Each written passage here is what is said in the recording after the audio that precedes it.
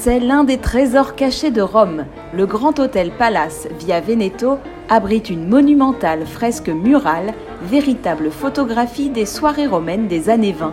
Un pan d'histoire avec des personnages bien réels, peints par l'artiste vénitien Guido Cadorin. Monsieur Cadorin, c'est lui. Il a réalisé cette fresque en 1926. Dans ces années-là, l'influence de Rome ne cessait de croître. Et ce quartier était très à la mode. Parce qu'à la mort d'Umberto Ier, la reine Marguerite avait quitté le palais du Quirinal pour venir s'installer Villa Margherita. C'est l'ingénieur Clerici qui fit construire ce bel immeuble par l'architecte Marcello Piacentini. Des noms d'excellence donc, et le rationalisme à son maximum. Cet hôtel fut l'un des plus modernes de son temps. Il fut le premier hôtel à Rome où l'on ne sonnait plus la cloche pour appeler les serviteurs, mais on utilisait des boutons électriques.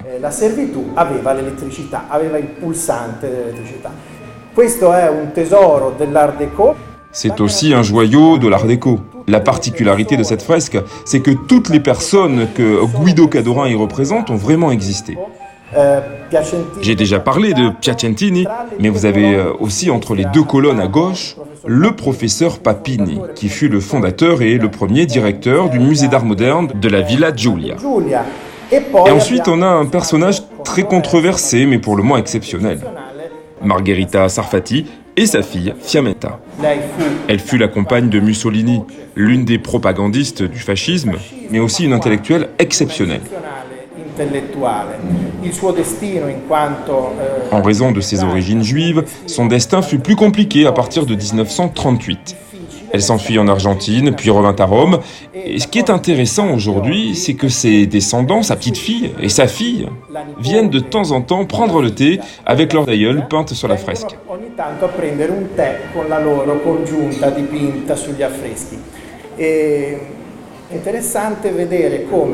Il est aussi étonnant de penser que Guido Cadorin, ce jeune homme de 34 ans, qui avait à peine réalisé les peintures de la chambre de Gabriele D'Annunzio dans le monument Vittoriale, sur le lac de Garde, s'est vu confier, ici à Rome, la plus grande commande d'œuvres d'art murales de l'époque. Le commanditaire, Gino Clerici, donc, souhaitait marquer ce salon d'une empreinte magistrale, car Rome ne disposait pas encore de lieu d'accueil suffisant pour les ambassadeurs. Donc l'Italie avait besoin d'un endroit où la diplomatie pouvait s'exercer. C'est pour cela que l'on appelle cet hôtel le Palais des Ambassadeurs, grâce à ce salon qui est le plus noble de tout l'édifice. Enfin, pour réaliser cette fresque, Cadorin a utilisé la même technique que Michel-Ange à la chapelle Sixtine. Et nous travaillons tous les jours à son entretien pour la conserver du mieux possible. Ce soir-là, ce sont les participants d'un dîner organisé par l'Union des Français de Rome qui ont pu admirer ces fresques exceptionnelles. Mais l'hôtel-restaurant est ouvert à tous et le menu va du déjeuner à 16 € au dîner dégustation à 50 €. Pas encore abonné à notre chaîne? Cliquez donc sur s'abonner et ensuite sur la cloche pour être averti de nos prochaines publications.